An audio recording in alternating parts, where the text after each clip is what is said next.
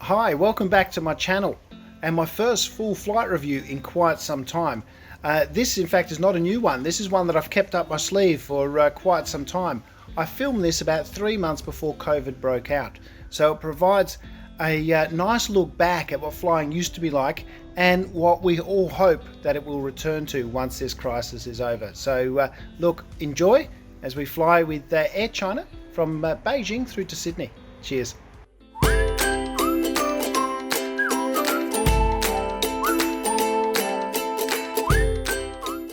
Hi, thanks for joining me. I'm in Beijing's capital airport and I'm about to jump on board an Air China 777 to Sydney. It's about a 10-hour flight. It's in business class, so it should be pretty comfortable. Join me, we'll do it together. I'd arrived in Beijing on an overnight flight from London that morning. Exhausted, I headed straight for a rather basic and forgettable airside hotel to sleep and work the day away. This flight was leaving at 1:40 AM, so I didn't leave my room until late into the evening. By then, most of the airport had closed down, so I headed straight to the lounge.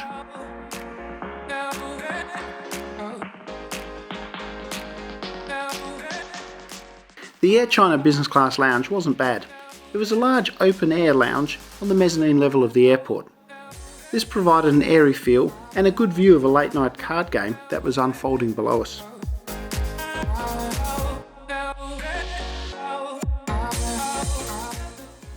The lounge had plenty of space, a variety of seating, and some tasty Chinese treats.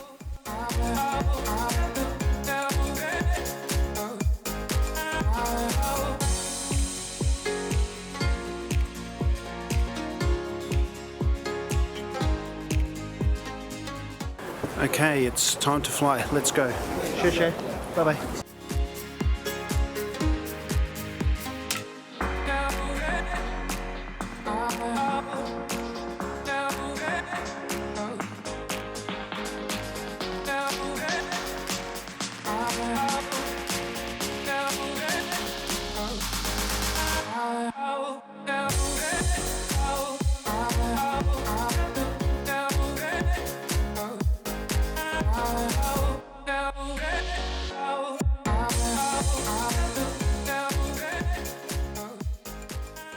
Cheers, here's to a great flight.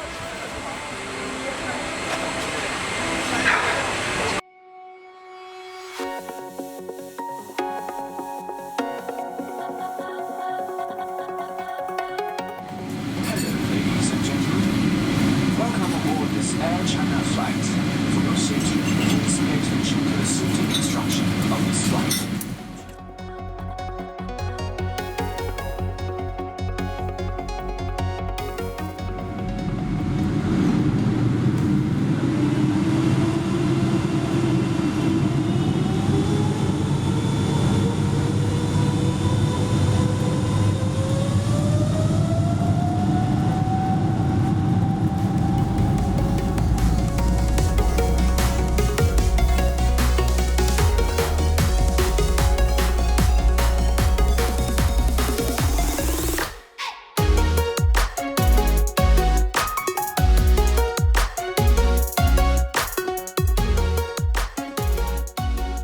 And it wouldn't be a takeoff video without me reminding you to subscribe to my channel. So if you like these types of videos, go on, hit that subscribe button and the notification bell.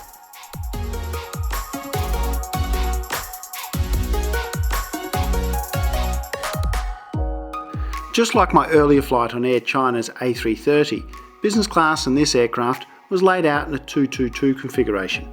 These seats were better though, as this aircraft was bigger, so we seemed to have more space and therefore more comfort.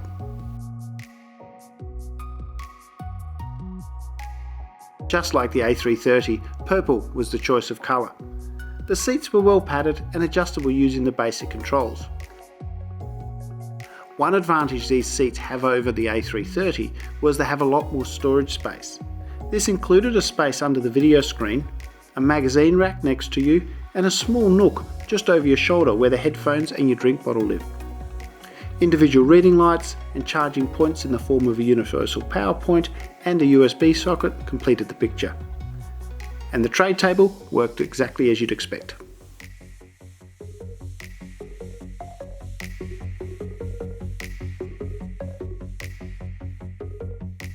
When it comes time to sleep, the armrest can be lowered to give you more space and the entire seat converts into a lay-flat bed.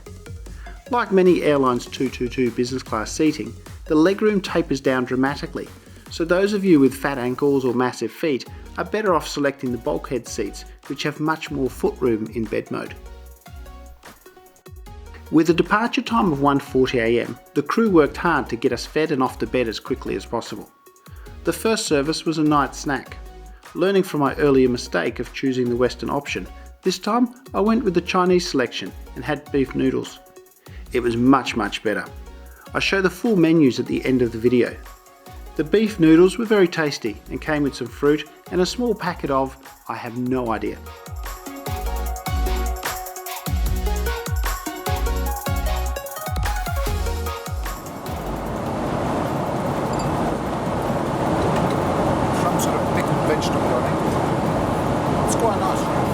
My seatmate this time was a lovely old nana who, like most nanas, came with her own supply of fruit, which she insisted I share. The bar service came after the food, so the non-drinkers could go straight to sleep. I instead settled down with a single malt, some warm nuts and a good book as we flew down over South Korea. Eventually though, it was time to sleep and I snuggled into bed.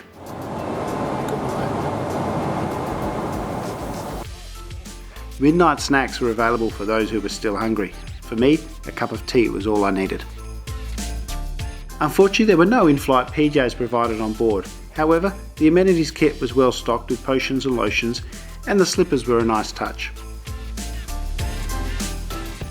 The entertainment system on this aircraft was very similar to the one on the A330, except it came with a fancier, more modern remote and a larger screen.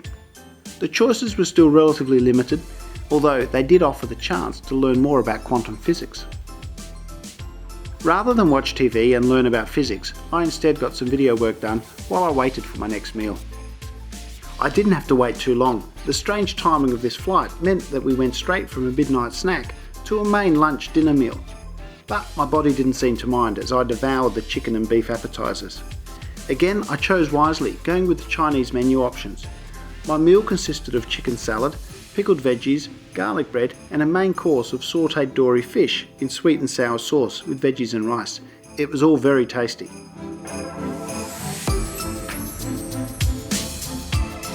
Some fruit and a beautiful apricot flan finished it off nicely. By now we'd reached the coastline of Northern Australia and the real entertainment began. Over the next hour or so we flew straight over the Great Barrier Reef. These pictures don't do it justice. My advice, if you ever find yourself on this flight, select a window seat on the left hand side and you won't be disappointed.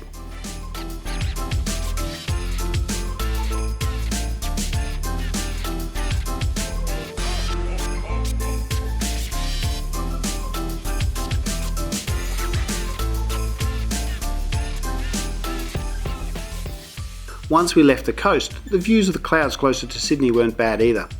This is where I realised that the Air China crew don't mess about. They had the cabin locked down and all of us confined to our seats, a full 40+ minutes before touchdown in Sydney.